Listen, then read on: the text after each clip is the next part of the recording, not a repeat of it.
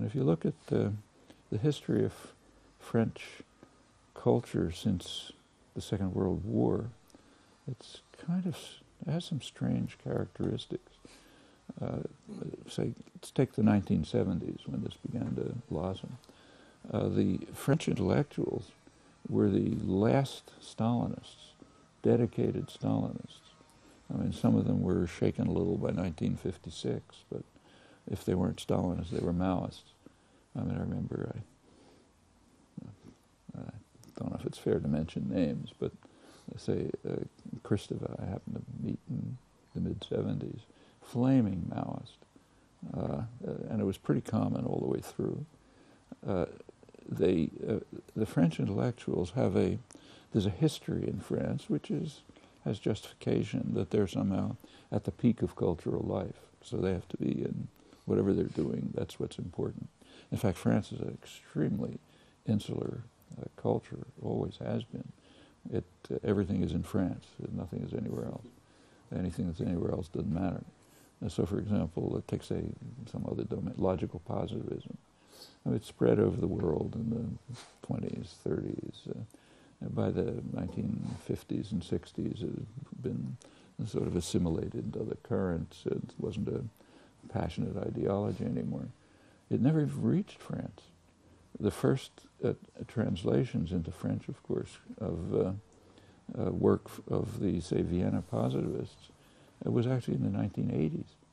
And it was from a young French philosopher, Pierre Jacob, who came to Boston, learned about it, and then came back and translated work from the 1930s and 40s, which by then had kind of mostly been forgotten in the West and was just being revived in Paris. And it's even true in fields like in the sciences. I mean, they have a rich tradition in some areas, but say, I remember about 30 years ago or so, there was an article in some science journal discussing the history of the acceptance of evolutionary theory, sort of Darwinian evolutionary theory, as it spread around the world.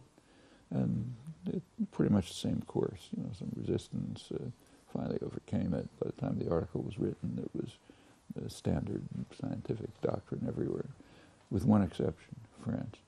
A large number of the professional biologists were still pre-Darwinian. This didn't seem plausible to me, so I asked a friend who's a Nobel laureate in biology who got his education in France, in fact.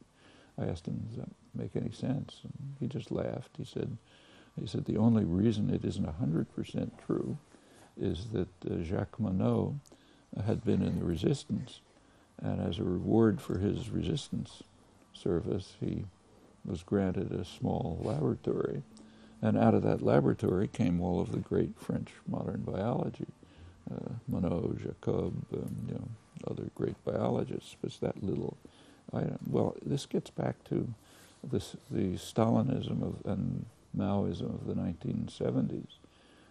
That suddenly collapsed. One of the things that caused it to collapse was Solzhenitsyn's Gulag. It was translated in France, big sensation. All of a sudden, everyone became a passionate anti-communist. And since it's Paris, they had to be the first ones who ever discovered it. So I remember going there and hearing from leading intellectuals things I knew when I was 10 years old, because we were reading it then, But it was all new, discovered, and they had to have something novel. Well, what do you do that's novel?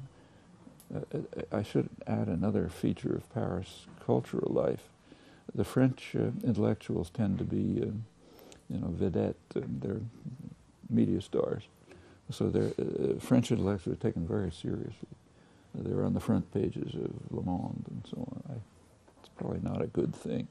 But if you want to be taken seriously, you have to have something exciting to say, like a movie star, or a television figure. And it's not easy to come up with exciting new ideas. So you have to come up with crazy ideas. And then they can make it to the front pages. And this is kind of what went on. Well, one of the ways to have exciting new ideas is to tear everything to shreds and say everything was wrong. You know, the Enlightenment was wrong. There's no foundationalism. They're right. There's no foundationalism. That was known in the 17th century. But they had to rediscover it and put it in a fancy way and so on and so forth. Well, out of this comes this irrational tendency, which was very welcome in many areas because it did undermine dedicated activism. I happened to be in Paris a couple of months ago, about a year ago, I guess, giving talks. And one of them was a big political talk organized by Le Monde Diplomatique. And you know, good usual discussion, questions from the floor and so on. One young man got up. I forget whether you were there for this. You know, he rather plaintive question. He said, Bertrand Russell tells us we should look for the truth, but the philosophers tell us there is no truth. So what should we do?